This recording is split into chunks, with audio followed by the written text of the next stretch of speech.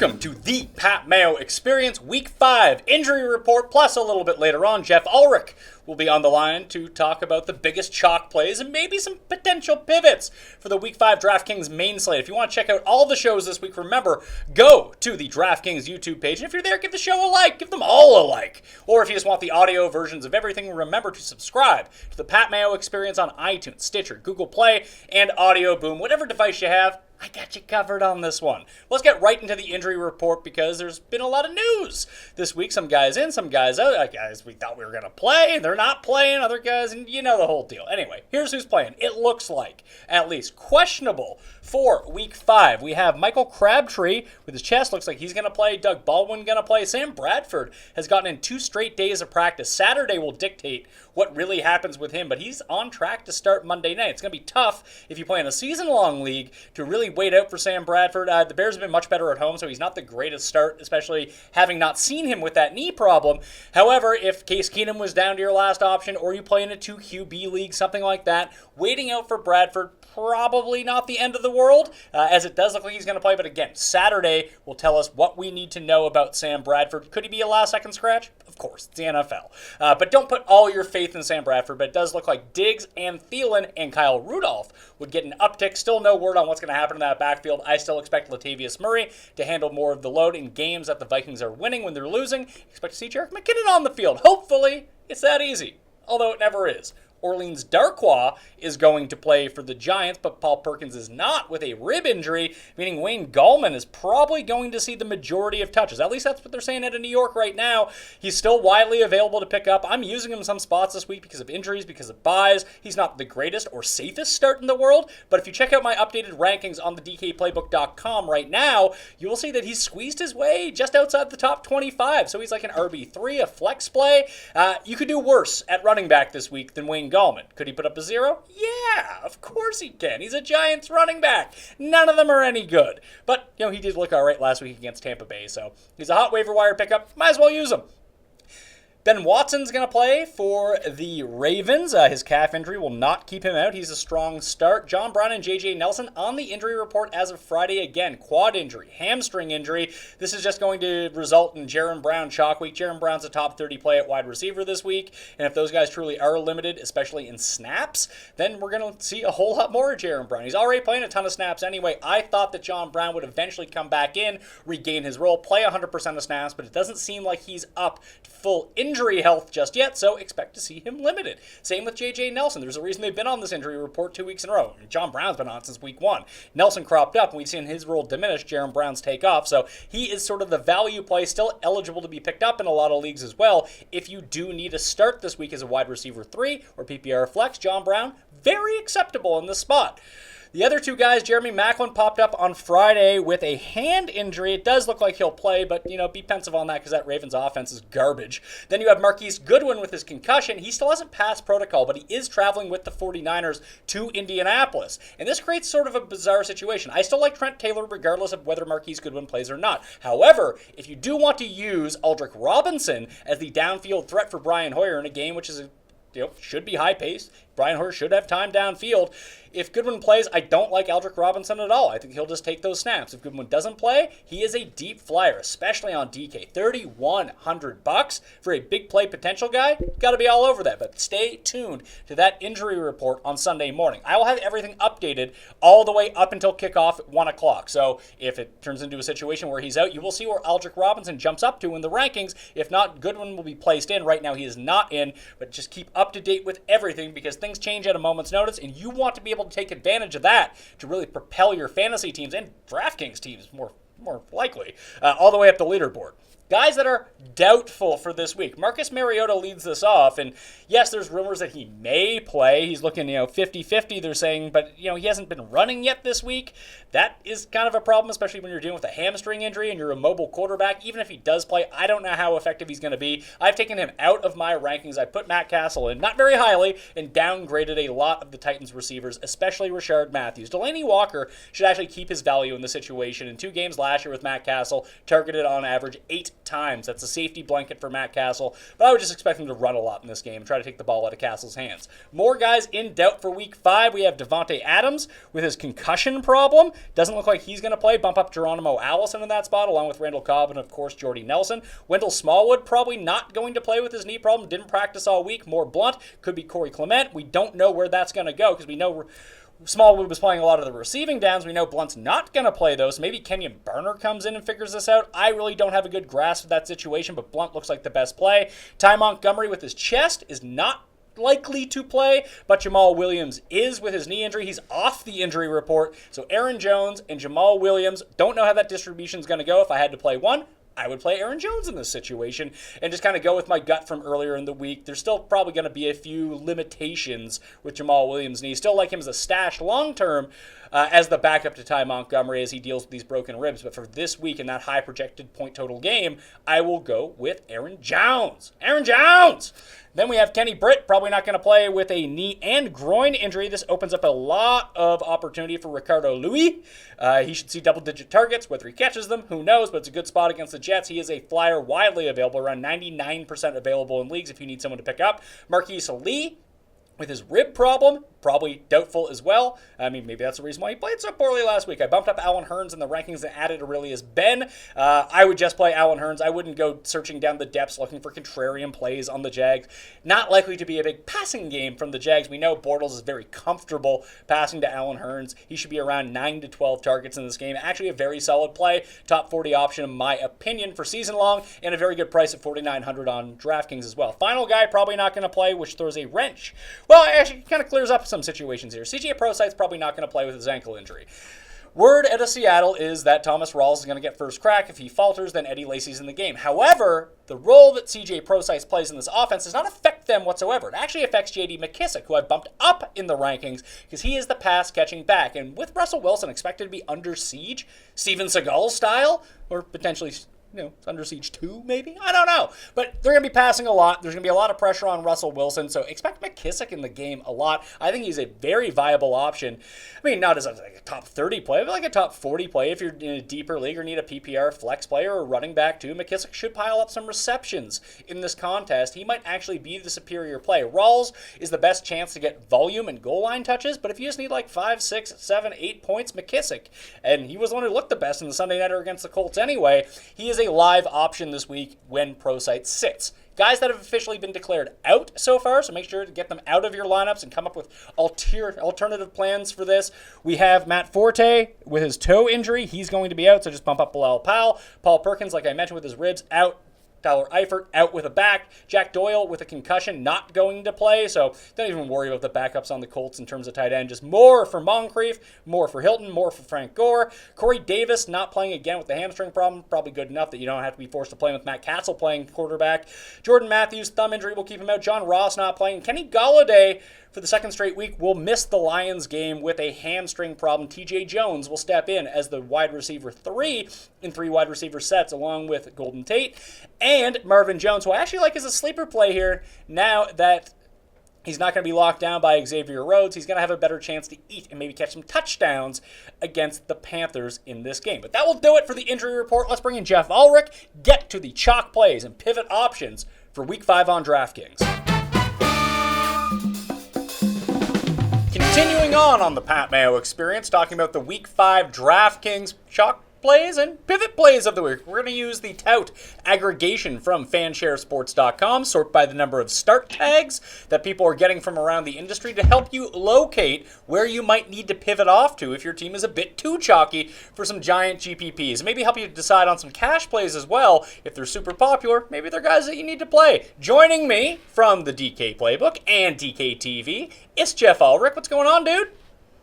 Not too much. I think this is my initial appearance on the Pat Mayo experience, so it's a big day for me. Well, that's kind of stunning considering we've been doing shows together for 2 years.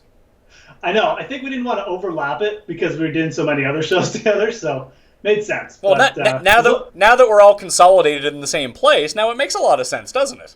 That's true. All right, well, let's get straight to it. Running backs up first, and the number one guy of the week is the most expensive running back on the board. We're seeing a lot of people double pay up at running back this week, whether it's Lev Bell, Gurley and Ezekiel Elliott all going to be incredibly popular. Carlos Hyde as well. But Le'Veon Bell is number 1 in the start tags on fansharesports.com right now. He has 29. Gurley has 23. And then you start getting into your cheaper dudes. You have Andre Ellington, Duke Johnson, back up to Carlos Hyde and Elliott and Fournette, back down to McCaffrey, then Frank Gore and LaShawn McCoy. I was surprised to see so much LaShawn McCoy, but I think the big thing that stands out to me from this is if everyone's paying up for Lev Bell in a great spot against Jacksonville, great pass defense, bad run defense, seems like an excellent spot.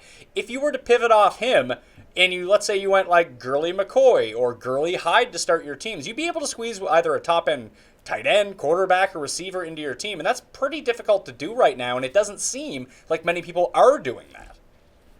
Yeah, it doesn't seem like that many people are going to do it. I think it's a pretty viable strategy. I mean, Lev Bell could easily get 40 points, but if he only gets 25, I mean, it's completely feasible that you win a GPP without him, right? I mean, Carlos Hyde is in a good spot. He's 6,900. And I really like the spot for Carlos Hyde. I mean, I don't have him at like a huge ownership percentage right now. He's healthier after a week off. Matt Breida's banged up, so I think he's going to get a good run. Melvin Gordon is sort of trending upwards in ownership for me too, but he's another guy who's got a really good matchup. He came out and said he wants more touches. So, I mean, I think both those guys are in play to have close to as big games as Lev Bell. At least they have, upside that where, again, if Lev Bell doesn't go off, both of those guys could sort of match him point-wise. So I think those are viable plays. And I think he can even go down a little bit further to a guy like maybe Duke Johnson, who's just been racking up the PPR points. So I think for GPPs, it's viable. Lev Bell and cash is a hard fade, though. Oh, I see. I think I might still just pay up for Lev Bell and cash and just kind of go with that. He seems like such safe points, but like Duke Johnson and GPPs is kind of tough. Like if he's going to be super chalky at $4,900 with some of the injuries that we've heard about today, like Wendell Smallwood's probably not going to play, so that opens up potential for Clement or it opens up potential for Blunt. They're both super cheap. It doesn't look like CJ Prosciut's is going to play anymore. So if you can pick right between Rawls, if you can pick between McKissick and Lacey, if you get sort of hit it on the head with that, you can save more money and you avoid some of the chalk there. But the big one for me, Frank Gore is on this list, but he's not super high. Like, if you wanted to pivot off of Ellington and go on to Gore, I mean, it's not like the 49ers defense is any good. Like, Frank Gore seems like he's in a good spot, and he gets his revenge narrative. Yeah, the revenge narrative, I mean, it's never really works out, but I mean, it is a thing, I guess. I mean, he's in play. He's 4,400. I also kind of like Alex Collins a little bit at 4K. He's in a rotation, but at the same time, if he gets going early against Oakland, definitely a guy who could rack up. He looked pretty good last week, so I think Alex Collins is another guy. And then the other name I'd throw out there too is Wayne Gallman. With Paul Perkins out, that's a good thing because Ben McAdoo was like addicted to using Paul Perkins. He was addicted to like 1 yard per carry Paul Perkins, and he's not going to be there. So I expect Wayne Gallman. He should work out PPR-wise. I think he's a situation with Eli passing so much, he could see 6 or 7 catches. So I don't mind that play either. But all these cheap sort of scrub running backs are in play. And I kind of agree with you. I mean, I don't want to trust Duke Johnson too much. I mean, he's 4,900 and he's part of the Browns offense. So I think all those guys are in play. It is going to be tough to pick and choose. And just back to Lev Bell, I didn't mean like he was like a hard fade, like I'm not going to use him in cash games. He's like, you should use him because it's hard to fade him. I mean, he got so much volume. So I just want to correct that for people watching this. You should use Lev Bell in cash games. So he's not a hard fade. He is hard to fade in cash games. Yeah, hard to fade. Yeah, exactly. So the guys that are going to go supremely under-owned, one is Jay Ajayi, who looks like he's off the injury report now and does inherit a pretty good matchup against the Titans. Now, no one has liked what they've seen from Jay Ajayi in since week 2, basically. He's been garbage. But he's going to come in around like 1% owned. If you believe in the talent of Jay Ajayi, is he someone that you would run out, even if you run him out in 5% of your lineup, so 1 in 20, would that be worth it just to get some exposure to him? Yeah, he's definitely like a 1 in 20 guy. I mean, like I said, I just like the spot for Carlos Hyde and Melvin Gordon. And Jay Ajayi, I think he's injured. I mean, quite frankly, I see him limping around a little bit. And maybe a couple weeks, maybe that's rejuvenated him. But for me, he's like, I guess the nice thing about him is if you have 5% of them, like use them in 5 of 100 lineups, you're probably going to be like close to field average, maybe just under. I don't know, but you don't have to use much of them to to get a field average. So I like that, but he wouldn't be more than a 1-20 guy for me personally. And the weird one that I was really surprised did not crop up on this list, and he was trending in terms of a start earlier in the week, but I think people are getting scared off by the price jump. And now that Matt Forte has been ruled out with a toe injury, Bilal Powell's $6,200. It's a lot of money to pay, but at his peak, he is sort of like the ultimate DraftKings player if he's getting goal line touches. Yeah, I worry about the split. I really think the Jets like Elijah McGuire, but you're right. I mean, the Browns do have a pretty good run defense. They have an awful secondary, but it doesn't really mean anything. They're still the Browns. I think for GPPs, it's fine. I'm probably not going to be huge on them. Like I said, probably going to pay up for Carlos Hyde. I just like that spot better. But Powell's, and again, the nice thing about Powell, too, you don't have to go crazy. I mean, 10 lineups out of 100. You're not overexposing yourself. Still going to be, I think, over what the field has.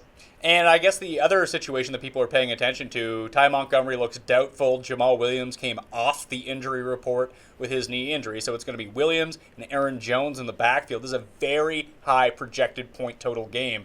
I feel like you want to try to get some exposure to this backfield because both guys are kind of cheap, but do you have any lean on which way you would go? Because personally, I'm going to use Aaron Jones in a few spots, and if it comes out that Williams is the starter all of a sudden, I'll use my light swap on that and have that available to me because you can move down. You can't really move up really from Williams to Jones unless you allocate the money properly, but I want some of it. I don't know if it's going to work out. I think it's an incredibly risky play, but I think it's one that could pay massive dividends as well. Yeah, I think the problem is a lot of people are going to be chasing it, so I'm probably just going to fade it. I don't think so at all. I don't think people are going to be chasing it. Like, very few people want to set their lineups at 12:45 in the afternoon and be like, you know what? I'm going to have to remember to go back, switch this out, continue watching the game, see where I have to catch up. People just don't play DraftKings that way. You should play DraftKings that way, but people do not do that. Well, the problem is, Ty Montgomery came out, he's doubtful now. So it looks like, I agree, it's still going to make like Jamal Williams or Aaron Jones, like which one do I use? That's going to be the huge question, I guess. And we might have to wait for news on that. If we get like better news on Saturday, like Aaron Jones is going to start, sure, I think that'll really bump him up. So I agree from that perspective. It probably will keep them suppressed, like under 10% maybe, which is nice. If I was going to go one, I'd go Aaron Jones. Jamal Williams got run in preseason. I just haven't seen anything that makes this guy like want me to roster him. So Aaron Jones looked pretty good last week. He's getting talked up by Aaron Rodgers. That's the way I'd go. I still think this just bumps up Randall Cobb for the week. They like using him in the backfield. They like using him in the slot as a receiver out of the backfield. So I'm just going to fade it completely. If you got to go with one of those two, I'd go with Aaron Jones, though, personally. Last thing on running backs, it seems like that $5,000 to $6,000 area is going to be devoid of ownership. Like McCaffrey might be the highest owned. He might be like 7%. And even like Melvin Gordon that you bring up, no one's using Melvin Gordon this week, and he's super cheap. Yeah, I mean, absolutely. The other name I'll throw is DeMarco Murray. I know Matt Castle's probably going to start, but I mean, what is Tennessee going to do? Their best chance of winning that game is giving the ball to DeMarco Murray 30 times. So I know we haven't seen that type of volume from him yet, but it absolutely could happen here. I mean, he's still the best PPR back too. So I'm going to have a little bit of DeMarco Murray. I know there's a couple other. Yeah, you could swerve off him, for example, off of Duke Johnson. I think that's fine. But DeMarco Murray, for me, is the guy I think I might target in that 5K range. Let's switch to receivers, and one game harbors all of the receivers that are being talked up this week. So the cash game stack is that Packers-Dallas stack. Number one receiver of the week coming in and mentions is Dez Bryant. He's followed by Jordy Nelson, and then your boy Randall Cobb, who is like your anchor for all your lineups. And I would tend to agree, especially since it seems like Devontae Adams is not going to play. What do you make of the other pieces in this game? We'll get to the full top 10 in a second, but like the starts for Dez this week are listed at 35. Jordy and Cobb are both second. They both have 23. So everyone is using Dez. He's a really good price at $6,500. He's in this matchup. But is there a case to be made that you don't use Dez in giant GPPs, or do you just take field average? Like if you want to go overweight on Bryant this week, you might need to have him in half your lineups. Yeah, I don't know, man. I don't know why people get so high on Dez. I mean, he doesn't catch like 10 passes a game ever. I know he's got that touchdown upside, which is nice. He's their best red zone target, but he's not really a high volume receiver. He hasn't been catching like he hasn't been efficient with his targets either. So you still have the running threat. Dak could run for 2 touchdowns. Ezekiel Elliott could run for 2 touchdowns. So I don't want to say he's an easy fade, but in GPPs, I'll be underweight. I mean, there's just too many other ways that the Cowboys can score, in my opinion. And, Doug Baldwin's healthy now. He's practiced in full a couple days, 7K. I like that game a lot. It's got the second highest point total on the boards, kind of sneaky again. I think he's an easy pivot. I also think Devontae Parker's a good pivot. I mean, Tennessee's secondary, again, talking about like these funnel defenses, I mean, Tennessee's secondary has been brutal. So I'm going to be underweight on Dez for sure. And even if you wanted to pay down a little bit, you could just go to Golden Tate. Carolina just gets nickeled and dimed by these short routes, and that's basically all that Golden Tate does. If they don't run the ball as much as they did last week, or God forbid, Carolina scores some points and Matt Stafford actually has to throw, then Golden Tate's in a really good situation. And, every second week, Golden Tate produces, and this is the second week, so we'll see how he ends up doing in this spot. I like Golden Tate. I'm going to be using him. Yeah, absolutely. I'd throw Pierre Garçon into that mix too, as kind of a sort of a push down low candidate. Again, guy hasn't even scored a touchdown. He scored 24 points in a game without a touchdown. So he's definitely got the PPR upside. It's a good matchup. So I like the idea of paying down off of Dez for sure this week. Okay, and the big thing about Dez is why he's not, going to be in a lot of lineups. Like, Jordy is the second most talked about receiver of the week, but I guarantee you Cobb will have higher ownership in the Millionaire Maker because it's so hard to fit him in at $8,100. Where if you drop to Dez, he's only $65. That's big savings if you want to pay up for double running backs. Same as Cobb. He's in that range as well, so why not just put him in over Jordy and you still get yourself exposure to that game. But the rest of the top 10, after the Packers-Dallas stack that everyone seems to be doing, T.Y. Hilton comes in at number 4 on that list, followed by Jaron Brown at $4,500, Devontae Parker, Larry Fitzgerald, Pierre Garçon, Aldrick Robinson, although it looks like Marquise Goodwin might play now, and if that's the case, I would not use Aldrick Robinson, but if Goodwin doesn't play, he's going to be in a ton of my lineups. And then Antonio Brown is 10th on that list with 10 start tags. I actually think he and Beckham are both great contrarian plays this week just because they're so expensive. Everyone's double paying up at running back, and having the two best receivers in football might be a way you want to go if you just want to get off them. If you want to use Melvin Gordon and Andre Ellington or something like that, or eat some chalk with the cheaper running backs, paying up for 2 wide receivers makes a lot of sense to me. But if Jaron Brown is $4,500 and he's going to be like 15 to 20% owned in the Millionaire Maker, couldn't you just pivot off of him and use Cooper Kupp? I think you can use Cooper Kupp. I also think you can use Tyler Lockett. I like both those plays. Does Tyler Lockett does Tyler Lockett actually ever do anything? He's looked good this year. I mean, they started to use a little bit on end arounds. I know he's injured and stuff like that, but he has looked pretty good. I just like the way Russell Wilson's played. So he hasn't lived up to billings thus far, but I think he's looked really good. He's led the Seahawks in receiving 2 games already this year. So Cooper Kupp's a good play too. I mean, Seattle struggles against slot receivers. I like both of those pivots. Jaron Brown cash games is going to be a lock for me. He's playing every snap on a team that throws like 50 times a game. So.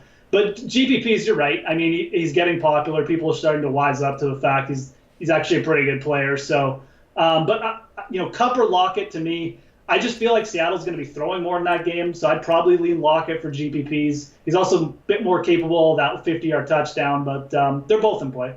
Yeah, and the rest of that chalk list, I'm surprised to not see Jarvis Landry higher than he is because he's sort of like a cash game lock this week. I would think $5,800 in PPR scoring when people are paying up at running back. That makes a lot of sense to me just with his floor that he can return value on that pretty easily if he sees double-digit targets, which he should against the Titans, at least if Cutler decides, if he doesn't throw the ball more than 10 yards downfield, then that really does benefit Jarvis Landry because he doesn't venture that far downfield. So I'm surprised to see Parker higher than him. Parker obviously probably a better GPP play because of the upside, but the floor for Jarvis Landry is so much higher. I also like Sterling Shepard in that range too at $5,200 because people are using a lot of Evan Ingram. They're not using Sterling Shepard, and I actually kind of like the Giants' offense this week and that whole situation. The only other one I want to talk about because of injuries. And it looks like Kenny Britt isn't going to play. Your main man, Ricardo Louis, is only $3,700. Should I be squeezing him into lineups? He might get double-digit targets. Now, he might only catch one of those because only one of them is catchable, but it seems like a nice opportunity against the Jets. Yeah, I don't know, man. There are some scrub receivers who are in play this week. I mean, Ricardo Louis is definitely one of them. If I was going to target a Brown receiver, which I'm not going to, it would be him because he's capable of that 50-yard touchdown. Keelan Cole is another guy, 30. I think he's 3K. Again, Marquise Lee looks like he's not going to go, and if he doesn't go, Keelan Cole's been getting 5 or 6 targets with Lee. Again, another guy's good after the run. I like Trent Taylor, your boy, personally. I like Trent too. I think he's cash viable. Yeah, absolutely. I was kind of considering Aldrick Robinson, but with this Marquise Goodwin news, I'd rather use Trent Taylor. I think he's good in GPPs too. They're starting to just target. Hoyer doesn't throw down the field, right? So this is the type of player that you want to pair with Brian Hoyer. So there are some scrub type plays out there this week, and I think they're more viable than other weeks because of injuries. But I think I'd go Cole and GPPs, but Taylor's the guy under 3,500 I like. Aurelius Ben should also be on that list, too, if you're looking for a second Jacksonville receiver. I'm not personally looking there. I'll just use Alan Hearns and go on my way. Quarterbacks. At the top of the list, Dak Prescott comes in with the most start tags of the week. He's followed by Carson Palmer, Aaron Rodgers, Jacoby Brissett, my guy, Josh McCown, Jay Cutler, Eli Manning, Brian Hoyer, Jameis Winston from the Thursday Nighter, and then Russell Wilson. I'm surprised to see Carson Palmer up so high. I know the volume has been there for him, but I just don't like this matchup for him with the Eagles. Maybe he'll garbage time his way there, and that's always possible, but the weird thing about Philly is they haven't really been pounding the ball down people's throats and lighting up the scoreboard. They settle for a lot of field goals, so they might get up by a bit, but if they can continue to attack Carson Palmer, I'd just rather use the Eagles' defense than use Carson Palmer and move on to someone else. Like, I think a pivot off of Carson Palmer right now is probably Eli Manning, who's in a better spot, and the San Diego Chargers of Los Angeles, as we've been calling them on the show, they have the names to make you think they get to the pass rusher, but their adjusted pass sack rate this year has been awful. Like, maybe the remedy is play the Giants and their terrible offensive line, but if Eli has time, I prefer Eli over Carson Palmer. Yeah, absolutely. For GPPs, I agree. I mean, Eli's throwing just almost as much as Carson Palmer, and quite frankly, he's played better. So I think that does make a lot of sense. Again, and you can pair him with Odell Beckham, who can get you that 80-yard touchdown or whatever, right, which is nice. So Palmer's got a nice floor, I guess, for cash games. I'm probably going to try and pay up for Dak just because I feel like that's a good way to get exposure to the Cowboys in a cash game lineup. He's not super expensive. I know some people want to pay up for Aaron Rodgers. Just limits the amount of running backs he can get. But, yeah, I mean, I know you talked about, like, Jordy, A-Rod combos. Probably that's the one thing. Aaron Rodgers might be kind of popular, but how many people are actually going to pair him with Jordy Nelson, right? So because it's so expensive. So I still think that that's viable in GPPs. I don't think it'll be that popular. Well, I don't actually think Aaron Rodgers is going to be super duper popular. He's third in tags. I don't think he ends up like top 5 in actual ownership because it is so hard to fit him in that people will take one of these punts, whether it's Josh McCown or Jacoby Brissett or Brian Hoyer, and just go below 5,000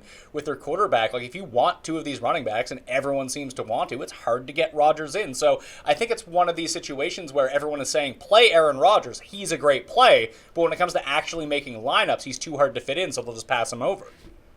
Yeah, I agree. I think that is kind of what's going to happen. Again, and for cash games, fine, you know what you're getting. But I kind of feel that way about Russell Wilson, too. I'm not sure what the fan share tags are, but he's 10th. Like, my projections don't have – sorry, go ahead. He's 10th in start tags right now. Yeah, so, I mean, Russell Wilson, kind of the same thing. I think people are just going to say Dak's cheaper, or I can pay down for Carson Palmer.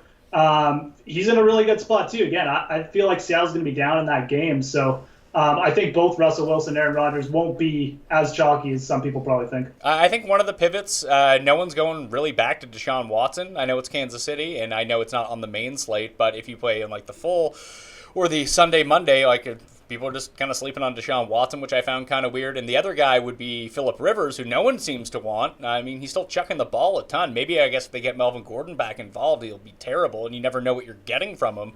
But I don't mind Phillip Rivers. Like, if you're going to pay for one of these mid-tier quarterbacks, which I don't think is the greatest idea, but if you were, like, Eli and Rivers make more sense to me than Palmer does. Yeah, for GPPs, for sure. Yes. Those guys will be lower owned. Again, they throw just as much. So, I mean, you're looking for, like, a 400-yard touchdown game, which is they might throw a couple picks, but if they throw for that many yards and a couple touchdowns, it's going to be a big day. So, I agree. GPPs, I feel like the Rivers-Eli matchup is a good contrarian move. Again, Carson Palmer, fine for cash games, I guess. Let's move on to tight ends, and this one's pretty easy because if you look at the top of the FanShare Sports tags, Austin Seferian-Jenkins comes in at number 1. He has 21 start tags. Who would have thunk Austin Seferian-Jenkins is going to be the chalk of the week? But he's super cheap at $3,500. Evan Ingram in a great spot against San Diego. He's number 2. Then Hunter Henry in that same game up against the Giants. We all know about the deficiencies the Giants have had against tight ends this year because Antonio Gates is 6th on this list as well. Martellus Bennett, Charles Clay, Jared Cook, Zach Ertz, Delaney Walker, Ben Watson. I think Ben Watson actually makes kind of a nice nice pivot play off of Austin Seferian-Jenkins, all around the same price point he was dealing with the calf injury. He's fine. He's going to end up playing against the Raiders. That's a nice spot for him. And I would go Gates over Henry. I think objectively you throw ownership and price out the window. Henry's probably the better play. But if I'm going to get Gates at like a fourth of the ownership of Henry, I mean, they do the same things. You need them to catch touchdowns. And I mean, Gates has just as likely of a chance to score a touchdown or two than Hunter Henry does. I guess. I mean, I still think Hunter Henry is more capable of getting like a 100-yard game or like a 50-yard touchdown. Has he ever had a 100-yard game?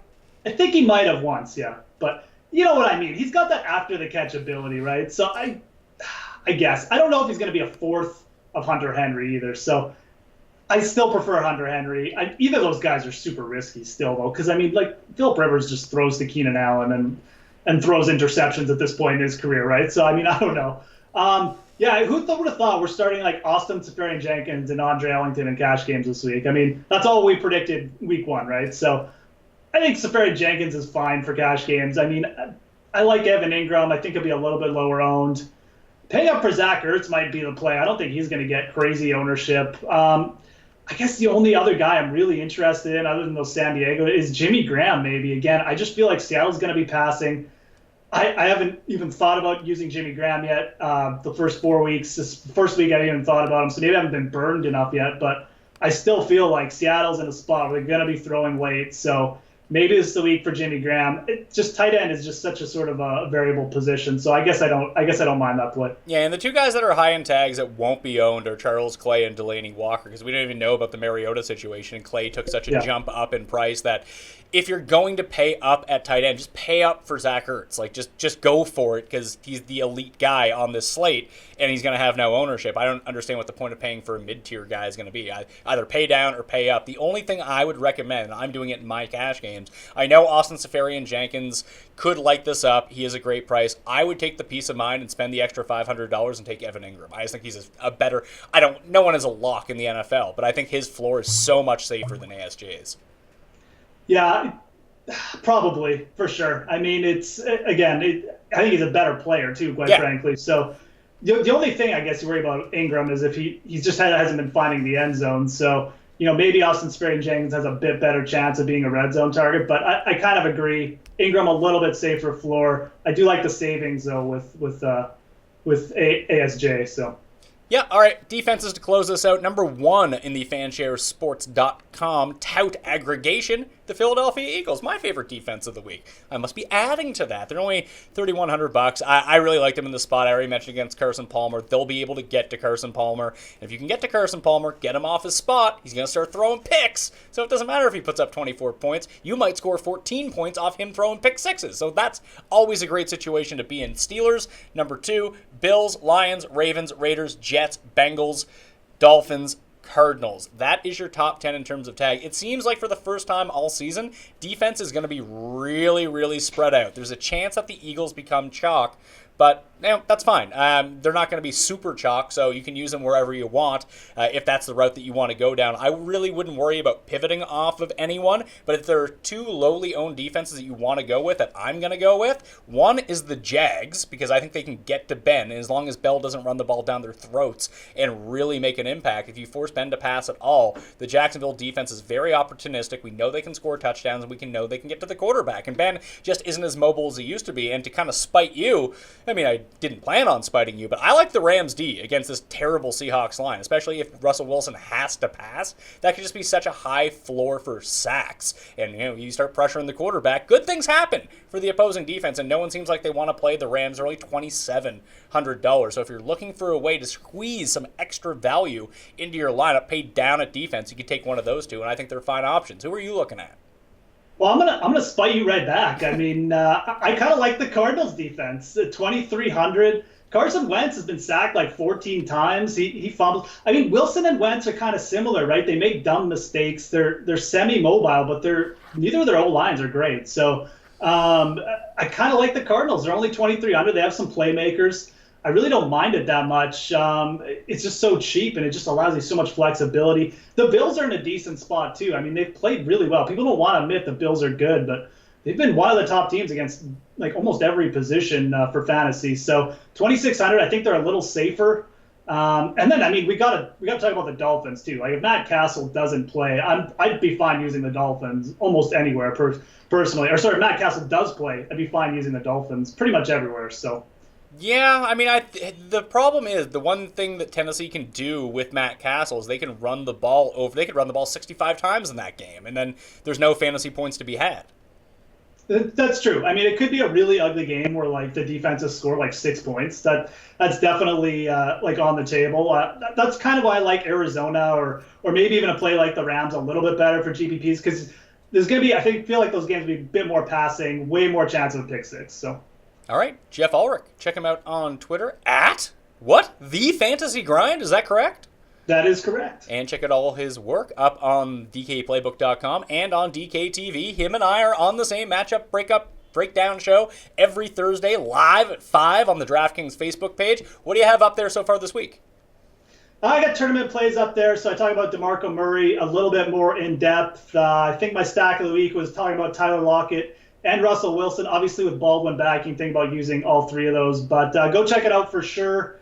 And hopefully this week, Mayo, one of us will beat Kaufman in that silly matchups breakdown contest. Yeah, I'm actually going to try to take it seriously this time. I'm going to give the gears to Kaufman when I win. Maybe we just make sure he comes in last. We'll box him out. Try to figure out what he's up to. Anyway, I'm Pat Mayo. You can follow me at ThePME on Twitter, Instagram, and Facebook for a running feed of all my content. There's a lot of it, so you might want to check that out. All the video versions are up on the DraftKings YouTube page and in the DK Live app, plus the podcast version, the audio, on demand, uncensored, uncut, all the time on iTunes, Stitcher, Audio Boom, and Google Play. Depending on whatever device that you have, you can get the Pat Mayo experience. I'm Pat Mayo. Good luck in Week 5, and I'll see you next time.